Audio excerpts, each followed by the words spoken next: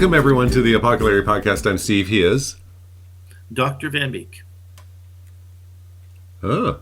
Reverend Dr. Van Beek? No, I'm fine with either way. I mean, it's your show. Van I am just a passenger on this train.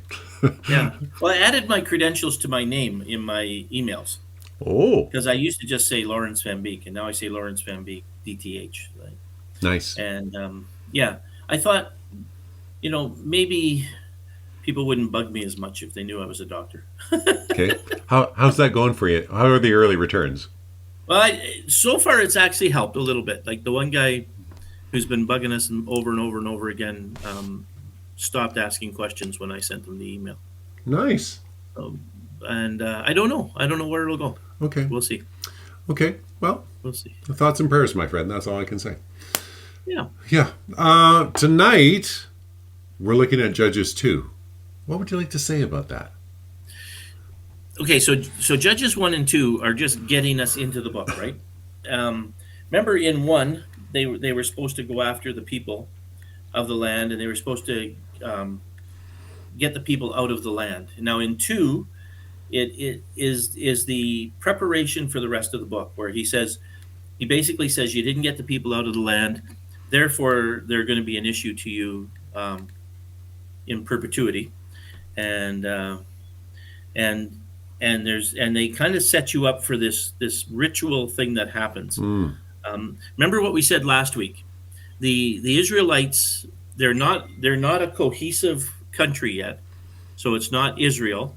They're not a divided kingdom. It's not Israel and Judah, but there are the 12 different or the 11 different pieces of land, right?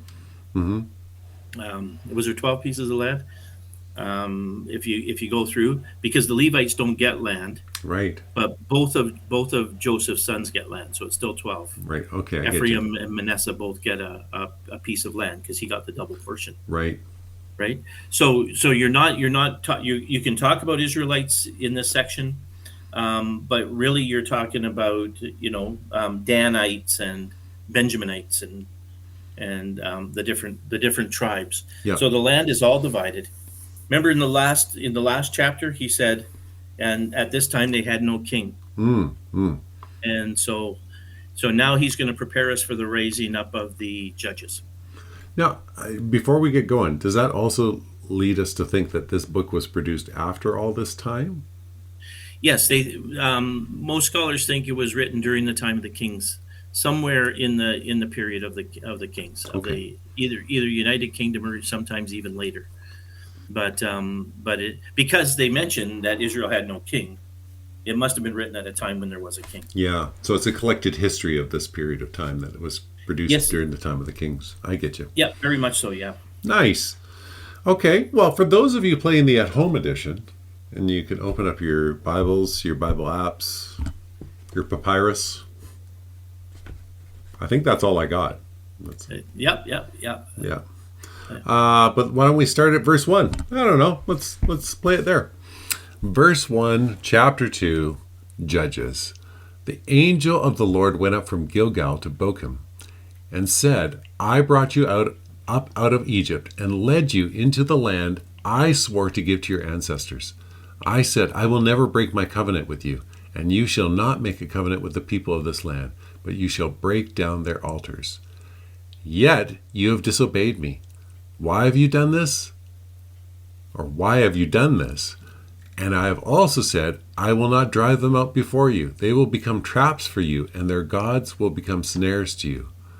When the angel of the Lord had spoken all these things to the Israelites, the people wept aloud, and they called the place Bochum. There they offered sacrifices to the Lord. Yeah. So they've been messing up, right? They started with Joshua. Remember, they started very well, taking over Jericho, moving into the land. Then they get to Ai and they mess up there. Yeah. And then in the first chapter of Judges, you have the people of Judah trying to clear people out of the land as well. So taking over the land, taking possession of the land was what God wanted them to do. Gilgal, by the way, I think that's where, when they crossed the river, that's where Joshua and them, that's where they landed when they crossed the river. And Bochum means to weep. right? And so what God's saying is, I made this covenant with you. You were supposed to depose the people from the land, or get the people out of the land and break down their altars, but you didn't do it. You didn't have the heart to follow me fully in this thing. Mm, mm, And so therefore these people, they're not going to get kicked out, and you're just going to have trouble with them. So that is the preparation, the beginning of the preparation. And the rest of this chapter is going to talk about the way it's going to happen throughout the book of Judges. mm, Judges is a period of about 360 years. mm, mm, mm. Yeah. And so these judges rise up, and things seem to go good in that part of Israel, I guess, if we want to still call it Israel. And until that judge dies, and then things go back to the way they were again. And this, I think we said it last time, but we'll say it again. This is preparing us for a period of six S's, is what we call. Mm. So they have salvation. Then after everything starts to go well with a judge, then they have slumber. They Mm-hmm. start to not pay attention to God. Then sin. They start to follow the other gods and listen to the people of the land. So it's sin, and then it's servitude. The other people in the land take over everything. Servitude, sorrow, and they're really upset about this, and then supplication. They cry out to God, and then salvation. God saves them again. Yeah. Okay. So it's just a continuous thing throughout the book of Judges, Yeah. right? Yeah. At the end of Judges, remember, it says everybody did what was right in their own eyes, and that was the big problem with the judges. Yeah. So we have all of these different judges, and the last judge, by the way, is Samuel, Mm. but he gets his own books. Yeah. Yeah. The Okay. last judge that they talk about, yeah. Okay. So Perfect. Verse 6 now. After Joshua had dismissed the Israelites, they went to take possession of the land, each to their own inheritance. The people served the Lord through the lifetime of Joshua and of the elders who outlived him, and all who had seen, and who had seen all the great things the Lord had done for Israel. Joshua, son of Nun, servant of the Lord, died at the age of 110. They buried him in the land of his inheritance at Timnath Ares, in the hill country of Ephraim, north of Mount Gash. After that whole generation had been gathered to their ancestors, another generation grew up who knew neither the Lord nor what he had done for Israel. There's the foreshadowing. Then the Israelites did evil in the eyes of the Lord and served the Baals. They forsook the Lord, the God of their ancestors, who had brought them out of Egypt. They followed and worshipped various gods of the peoples around them. They aroused the Lord's anger because they forsook him and served Baal and the Asherahs. In his anger against Israel, the Lord gave them into the hands of raiders who plundered them. He sold them into the hands of their enemies all around, whom they were no longer able to resist. Whenever Israel went out to fight, the hand of the Lord was against them to defeat them, just as he had sworn to them, and they were in great distress. yeah. So as we said, this is the pattern for the rest of this book. Now, the first group that they listened to and then stopped listening to was Joshua and the leaders that were with Joshua. And when they were gone, the next generation just stopped serving God. We not to make too many connections to today, but we do see this Yeah, where the grandparents are serving God, the parents aren't really serving God, and the kids have no idea. yeah, And in all of our churches, we have this kind of there seems to be this flow that happens away from God. What we're hoping, then some other group rises up and starts serving God again, right? right. Now the Baals and the Asterisks, these are the Baal was the conqueror. Some say the word just means Lord, Hmm. and some say conquerors. The Ashtoreth was another god too. One of the Ashtoreths was one of the gods. Molech and Ashtoreth were the ones that they sacrificed children to. Right. And so Molech is the one I always remember. But that was one of the issues. I heard some guy talking. Well, I won't say it, about abortion being sort of a very similar thing to sacrificing your children to the gods. And Hmm. I won't speak of that, but he made a point. Yeah, yeah, So in his anger, God just let the enemies take over. yeah. If you're not going to serve me, then you're going to get taken over by the enemies. And one of the big ones that's going to cause them a lot of grief over these next 360 years are the Philistines. Yeah. Yeah. Their familiar foe. Yeah. Ah, Oh, and I wanted to say something about that because last week I said they came over with the Sea Peoples, yes.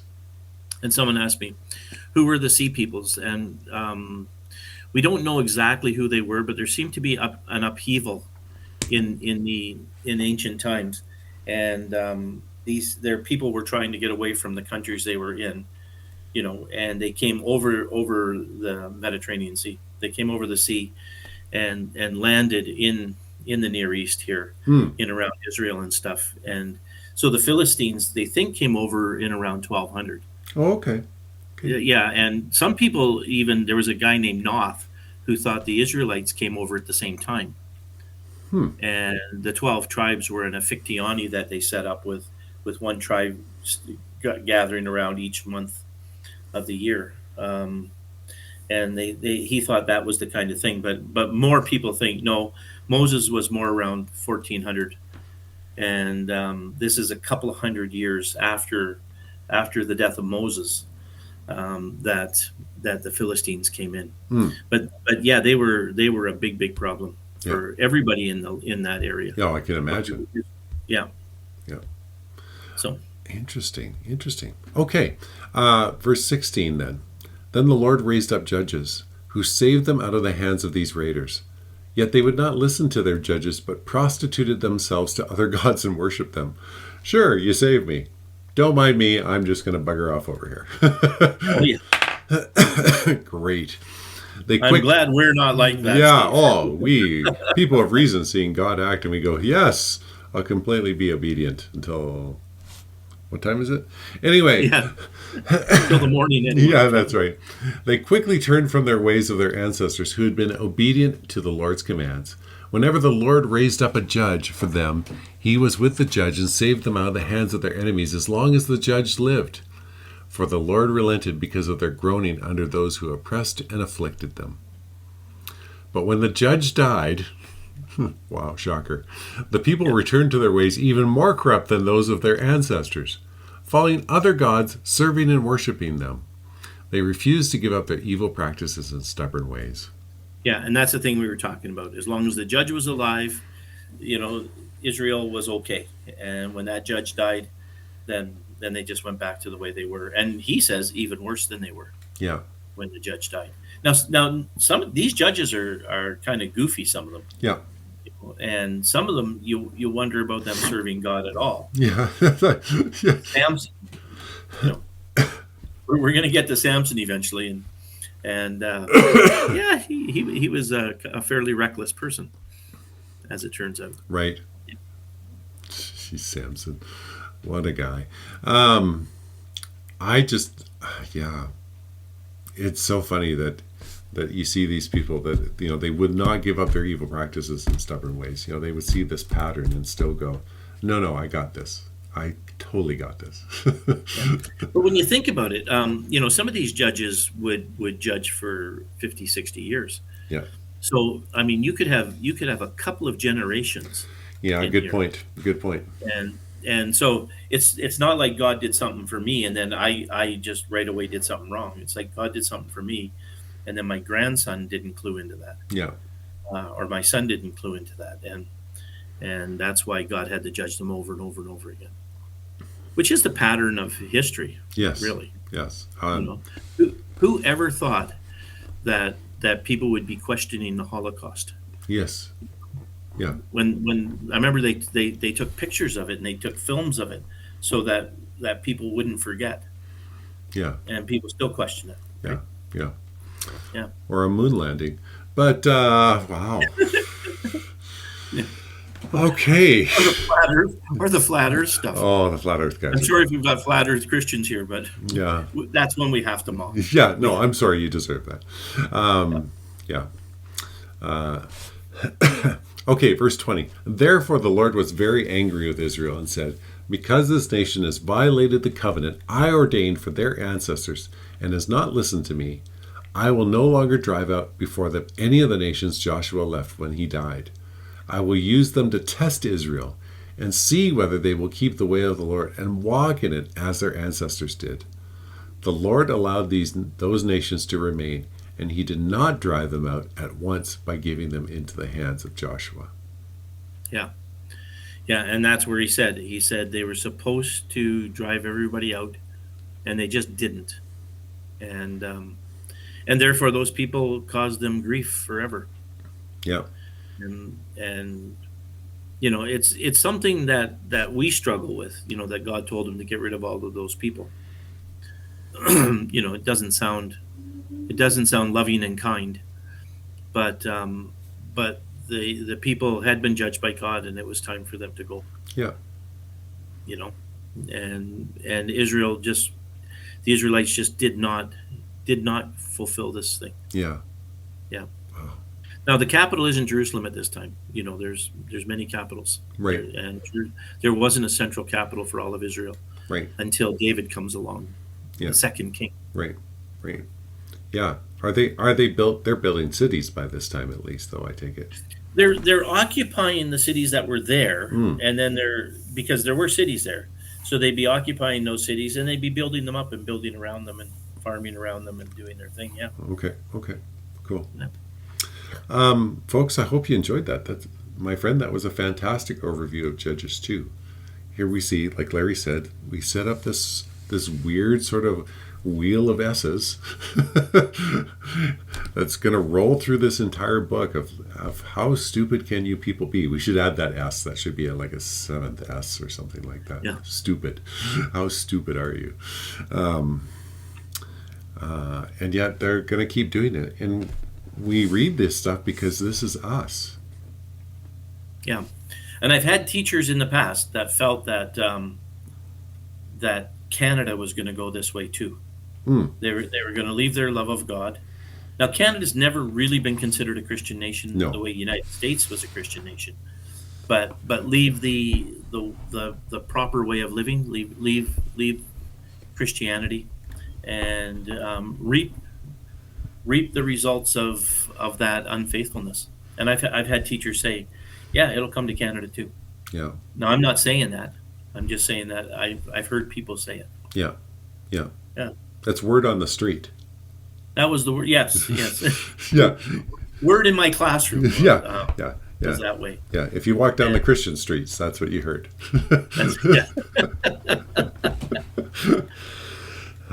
Yeah. So true, right? It's so hard. Yeah. Interesting to think. How do we look at God's judgment today in a post-cross world? Yes. Yeah. Because we all think it's going to be just a lot better now. And I haven't seen, and I've got to see this. The way all of the disciples died. People say how they all died, but it's not scriptural how they all died. Mm-hmm. And is that in Fox's Book of Martyrs where they talk about them all dying, or where did they pick this stuff up? Which tradition talks about it? Right. It's odd that I don't know that, but it wasn't. I don't know. Yeah, it wasn't. It wasn't on the test. It took it. Yeah, it wasn't on the test. That's right. Like James, I knew. Right. James was because he was killed in the Book of Acts. Right. Right. But Peter, tradition. See what tradition? But tradition has it that he was crucified upside down. But I don't know exactly what tradition. Yeah. And Thomas died in India, right? That's what they figured. Yeah. I think Thomas died in India. Probably from dysentery. The food is so hot here. I can't take it. It's just Thomas passes it. Yeah. But the word on the street is that other than John, everybody else died that way. Yeah. John was the only one who may have died of old age. Yeah. Thank you for this, my friend. Fantastic. Folks, like Larry said, what we've done is prepare you for the rest of the book of Judges. Yes, we're going to see a familiar form in terms of how it plays out, but there's little nuggets that we'll get out of each little chapter that we deal with in terms of just how weird Israel was and how weird they dealt with God this time. And I bet there's one or two things we might see in our own lives. Just guessing. Just guessing. But thank you so much for joining us. We so appreciate it. Thank you so much for listening. It encourages us that we see those listener numbers. So thanks much. Tell your friends. Write it on street corners.